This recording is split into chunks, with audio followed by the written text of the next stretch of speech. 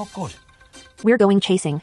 Hello, dear, and welcome to... We're going chasing. Hello, now, and welcome to... We're going chasing. Now, we have a lot on the agenda, lads, so we'll cut the chase and get straight down to the business.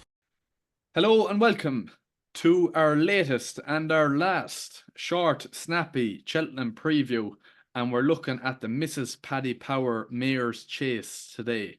The second last race on the last day.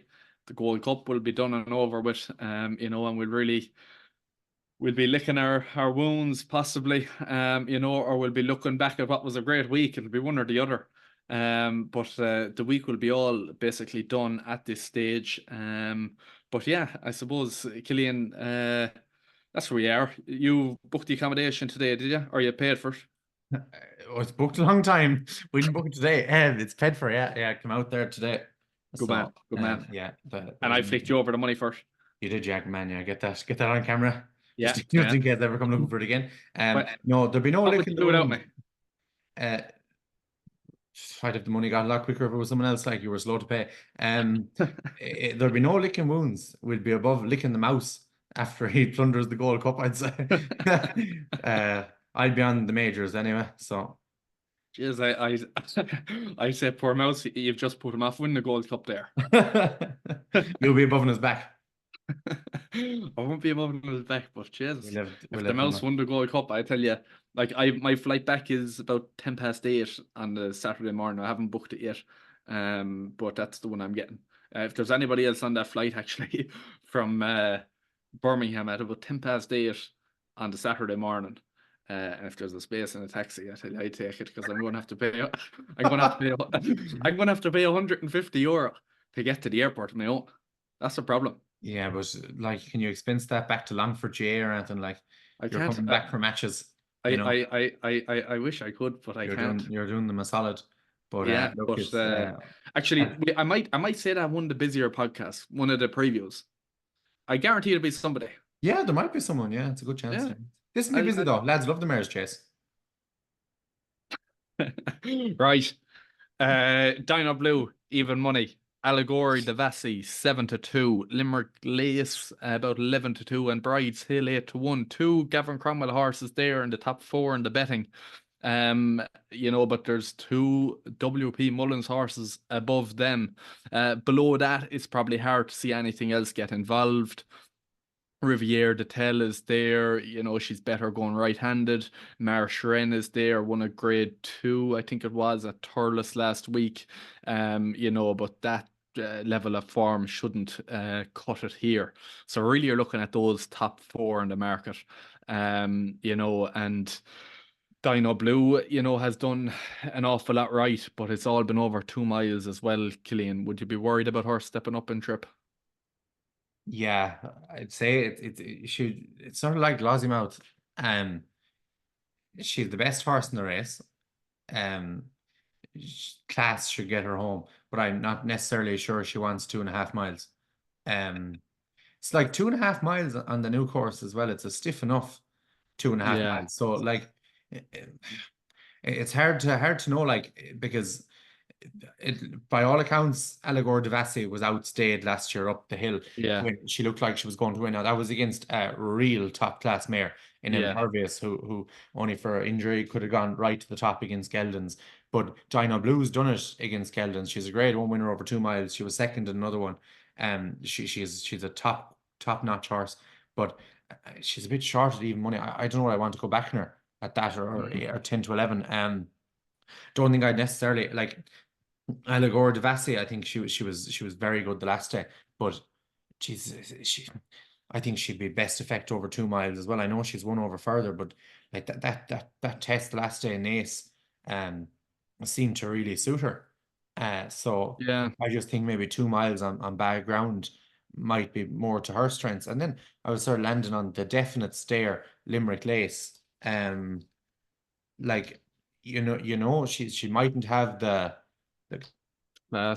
quality of the top 2, but she's definitely going to appreciate the test.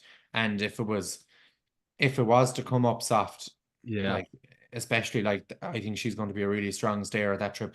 Like, she was only just beaten by Cocoa Beach in the Tri-Town in Navan. Now she got a lot of weight off him that day, but Like it was a fair performance. And I think like the last day then in Doncaster, she was a very easy winner. So like at 5-1, I couldn't see her out of the first three. You could have a right each way bet on her, I'd say. But yeah, I'd say Dinoblue is the most likely winner. But I would like Limerick Lace at 5-1 each way. Or even I'd probably back her 4-1 each way, to be honest. You get Yeah, more and to get back. I don't know, will you get 8 runners in the day though?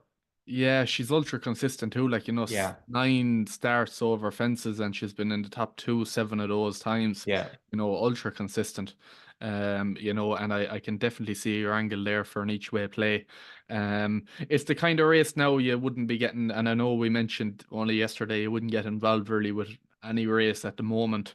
Like the value has gone out of the markets really.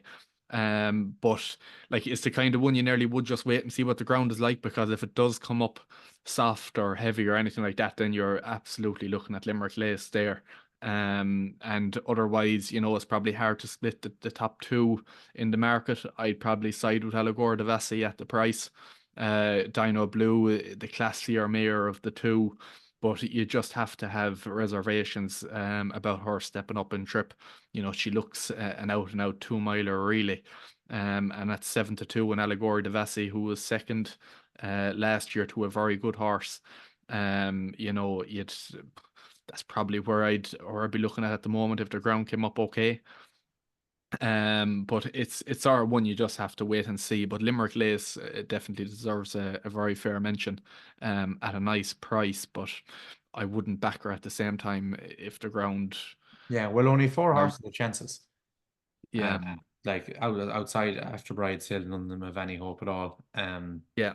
If it was very bad ground, it might bring Marsh Wren in, but it'd have to be horrendous really for that to level off and bring her into it.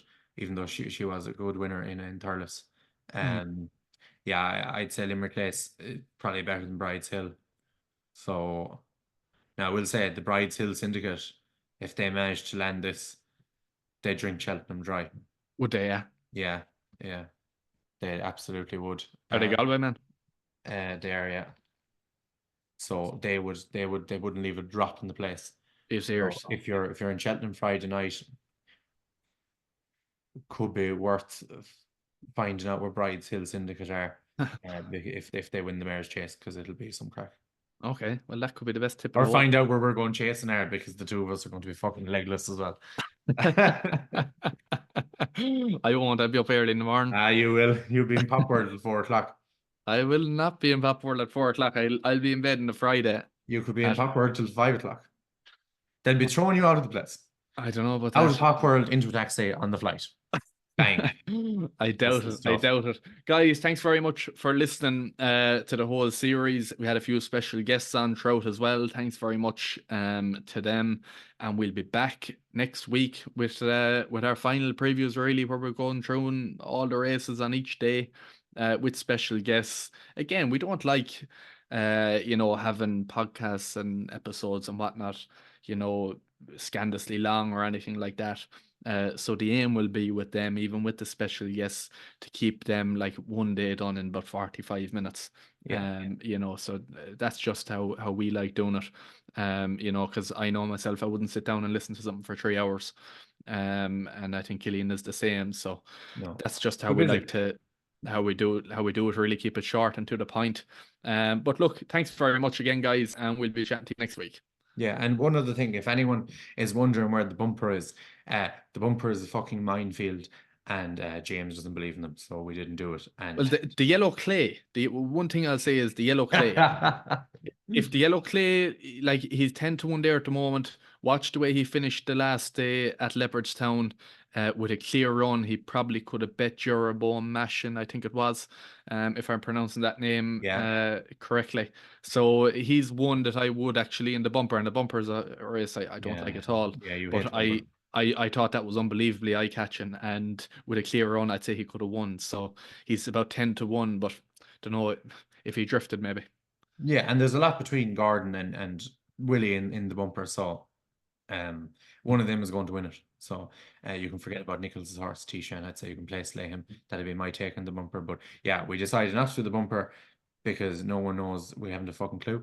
And we left off the handicaps, and we'll touch on them next week with our special guests in the previews. But yeah, don't forget to like and subscribe as well, because fill it up.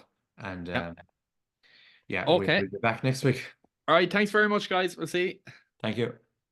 It's Honeysuckle and Rachel Blackmore, racing's golden jewel!